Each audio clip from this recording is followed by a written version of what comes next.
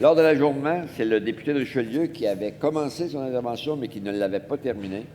Donc, avant de lui céder la parole, je vous indique qu'il reste 1 heure et 3 minutes au débat. Donc, 24 minutes au groupe formant le gouvernement, 12 minutes au groupe parlementaire formant l'opposition officielle et 24 minutes au deuxième groupe de l'opposition et 3 minutes aux députés indépendants. Alors, dans ce cadre, le temps non utilisé est réparti et les interventions ne sont pas soumises à aucune intervention. Je cède maintenant la parole à M. le député de Richelieu. Oui, juste une seconde, député, c'est pas grave. Oui. C'est que normalement, la présidence, dès qu'elle le sait, doit indiquer qu'il y a une demande de débat de fin de séance. Ça semble être le cas. Alors, je vous informe qu'un débat de fin de séance se tiendra aujourd'hui sur une question adressée par M. le député de Rimouski au ministre de la Santé et des Services sociaux concernant l'application des recommandations du rapport de la Commission de la Santé et des Services sociaux sur les conditions de vie des adultes hébergés en centre d'hébergement et de soins de longue durée. Ceci étant dit, nous revenons à nos moutons. Et je cède la parole à M. le député de Richelieu pour qu'il poursuive son intervention déjà commencée. À vous. Oui, merci, M. le Président. Je ne doute pas que ce sera un excellent débat de fin de séance tout à l'heure. Alors, M. le Président, modifier le Code du travail, comme se propose de le faire le ministre des Affaires municipales avec le projet de loi 110, c'est une entreprise, je le disais hier, trop sérieuse, trop délicate pour que sa toile de fond à cette entreprise soit un deal, un marché.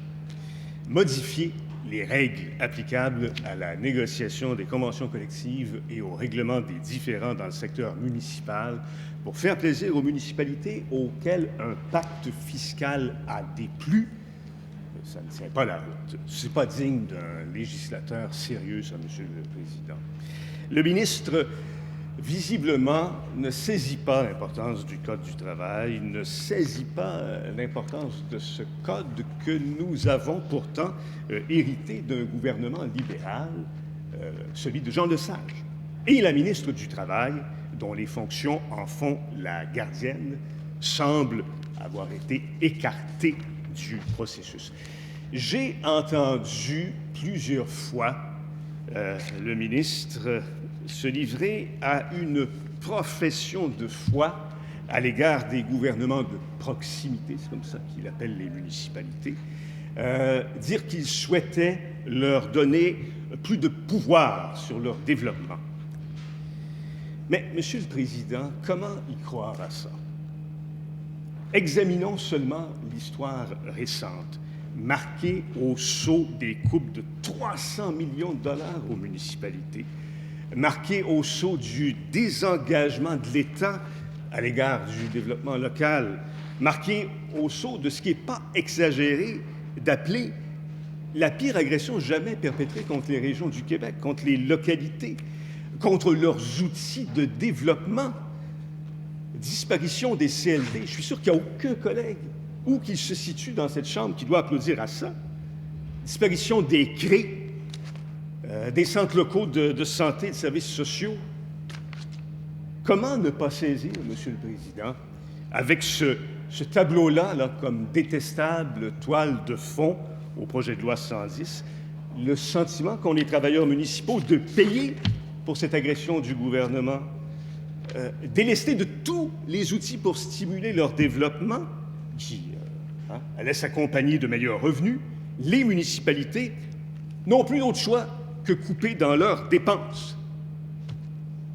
Ce gouvernement, Monsieur le Président, ce n'est certainement pas celui de l'économie régionale, celui des régions du Québec, celui des localités du Québec. D'ailleurs, il est révélateur que pour vendre son projet de loi, le gouvernement le ministre réfère à une étude de l'Institut de la statistique du Québec sur l'écart de la rémunération entre les employés de l'État québécois et les employés de la fonction publique municipale, dont l'analyse ne porte que sur les municipalités de 25 000 habitants et plus.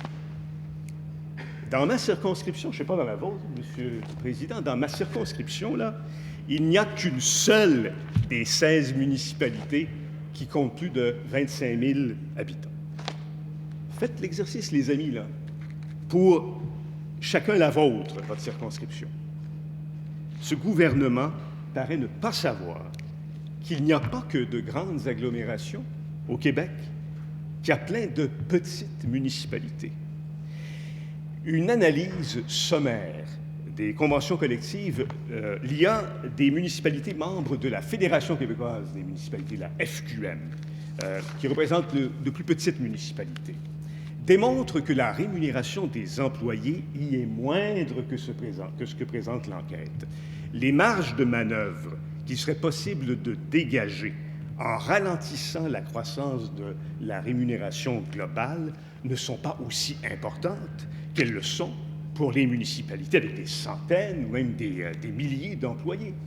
On constate que les conditions sont généralement plus généreuses dans les municipalités où est établie une grande entreprise offrant de bons salaires, dans les municipalités en périphérie, des municipalités de plus grande taille, notamment en banlieue de Montréal et de Québec, et qu'à l'inverse, et pour des raisons évidentes, les salaires sont généralement moins élevés dans les milieux dévitalisés. Serait donc déjà prise en compte, dans une certaine mesure, j'en conviens, la capacité de payer des contribuables. Revenons aux grandes villes. Alors, attentif au discours des maires des grandes villes, et ce n'est pas un défaut, là, ni d'être maire d'une grande ville, ni d'être attentif à leur discours, qu'on me comprenne bien, le ministre a donc entendu le maire de Québec affirmer que dans le régime actuel, le rapport de force est déséquilibré dans les négos entre les municipalités et leurs syndiqués. Il l'a entendu complimenter son courage de s'attaquer à ce déséquilibre. Si le ministre était gardien du Code du travail, si c'était ça son job, plutôt que celui des affaires municipales, de ministre des Affaires municipales, son réflexe aurait certainement été de se demander si le rééquilibre du rapport de force applaudi par le maire de Québec, il ne l'était pas précisément applaudi parce que venait d'être créé un déséquilibre jouant très clairement contre l'autre partie, la partie syndicale. Si le ministre était gardien du Code du travail, il se serait méfié, sans doute, que le maire de Québec le trouve courageux. Parlons de M. Coderre maintenant. Il estime que pour des raisons de simplicité et d'efficacité, seul le ministre des Affaires municipales devrait être responsable de l'application des dispositions de la loi et des relations de travail pour le monde municipal, sauf qu'il nous confie, en même temps, que ça peut sembler plutôt paradoxal que les relations de travail dans le monde municipal échappent à la ministre du Travail. Ça devrait nous allumer. Ça devrait nous allumer, cette confession-là. Le gouvernement du Québec a un ministère du Travail qui ne se mêlera plus des relations de travail dans le monde municipal. C'est pas paradoxal, c'est biz, c'est étrange, c'est bizarre. Ce projet de loi crée un régime d'exception au Code du travail et aux relations de travail au Québec, en déplaçant l'encadrement et la supervision des processus de négociation et d'arbitrage du secteur municipal vers une des parties intéressées aux résultats des négociations, soit le ministère des Affaires municipales et l'occupation du territoire. Pourquoi ces travailleurs seraient-ils, Monsieur le Président, les seuls de juridiction québécoise pour lesquels les relations de travail ne seraient plus supervisées par le ministère spécialisé en la matière?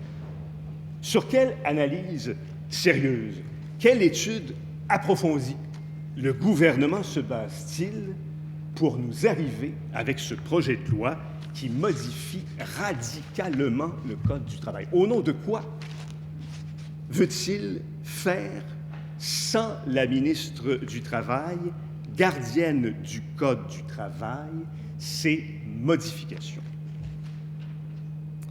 Le ministère du Travail, la ministre du Travail, on devrait profiter de ce temps d'arrêt que nous réclamons pour les mettre dans le coup. On pourrait aussi profiter de ce temps d'arrêt pour examiner des pistes avancées par les syndicats pour améliorer les choses.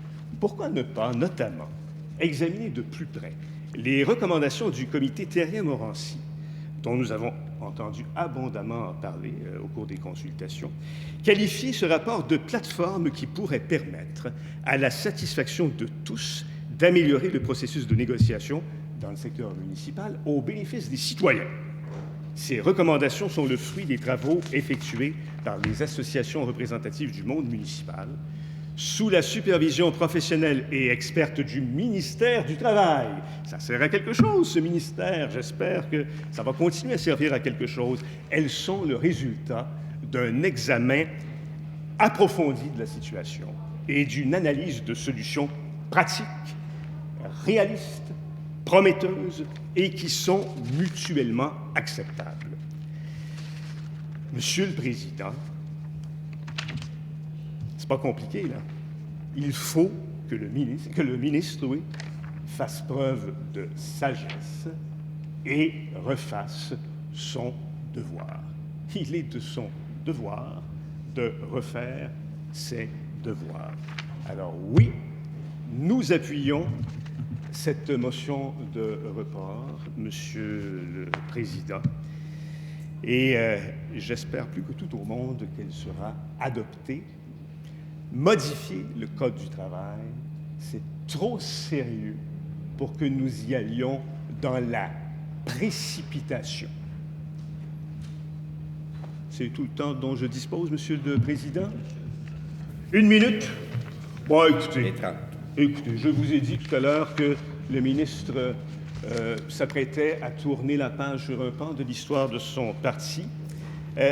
Il prétend révolutionner les relations de travail, vouloir les moderniser. Ben non, il revient en 1947, parce qu'en 1947, sous Maurice Duplessis, les choses se passaient comme il souhaite qu'elles se passent à nouveau aujourd'hui.